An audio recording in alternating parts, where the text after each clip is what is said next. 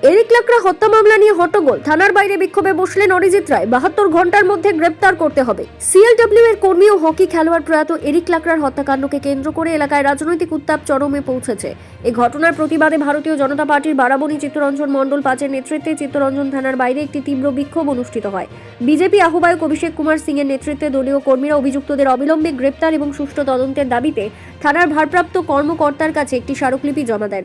বিক্ষোভ চলাকালে কর্মীরা পুলিশ প্রশাসনের বিরুদ্ধে স্লোগান দেন এবং নিরাপত্তার ব্যবস্থা নিয়ে প্রশ্ন তোলেন। এই বিক্ষোভ চলাকালে বারাবণী থেকে বিজেপির বিধায়ক প্রার্থী অরিজিৎ রায় নিজেই থানার গেটের বাইরে বিক্ষোভে বসে পরিস্থিতিকে আরও উত্তপ্ত করে তোলেন। তৃণমূল কংগ্রেস সরকারের তীব্র সমালোচনা করে অরিজিৎ রায় বলেন যে রাজ্য সরকার অপরাধ নিয়ন্ত্রণে সম্পূর্ণ ব্যর্থ হয়েছে। তিনি অভিযোগ করেন যে পশ্চিমবঙ্গের পুলিশ অপরাধীদের বিরুদ্ধে ব্যবস্থা নেওয়ার পরিবর্তে তাদের রক্ষা করছে। রায় স্পষ্ট সতর্ক করে দেন যে এই হত্যাকাণ্ডের সঙ্গে জড়িত সমস্ত অভিযুক্তকে 72 ঘন্টার মধ্যে গ্রেপ্তার করা না হলে বিজেপি আন্দোলন আরও তীব্র করবে।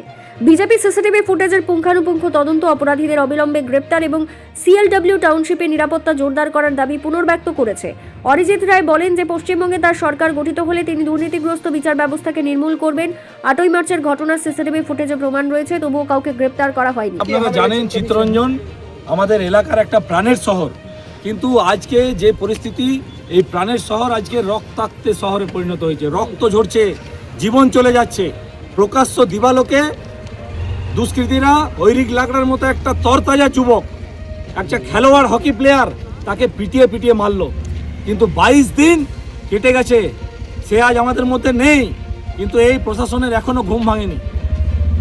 দোষীরা আইডেন্টিফাইড, কিন্তু তাও এখনো কোনো অ্যাকশন নয়। কেন কেন চিত্তরঞ্জন পুলিশ, আমরা জানতে চাই, চিত্তরঞ্জনের প্রতিটা মানুষ জানতে চায়। আজকে আপনারা এসেছিলেন কি জন্য? আমরা এসেছি, আমরা ভারতীয় জনতা পার্টি, আমরা পুলিশ প্রশাসনকে আজ বলে গেলাম যে 22-24 দিন অপেক্ষা করেছি, আর 72 ঘন্টা অপেক্ষা করব। যদি গ্রেপ্তার কেউ একজন না হয় তাহলে এটা তো ট্রেলার হলো, এরপরে যে যখন আসবো তার দায়িত্ব চিত্তরঞ্জনের আইসিকে নিতে হবে। আসানসোল থেকে কাজল মিত্রের রিপোর্ট, বিগ নিউজ বাংলা।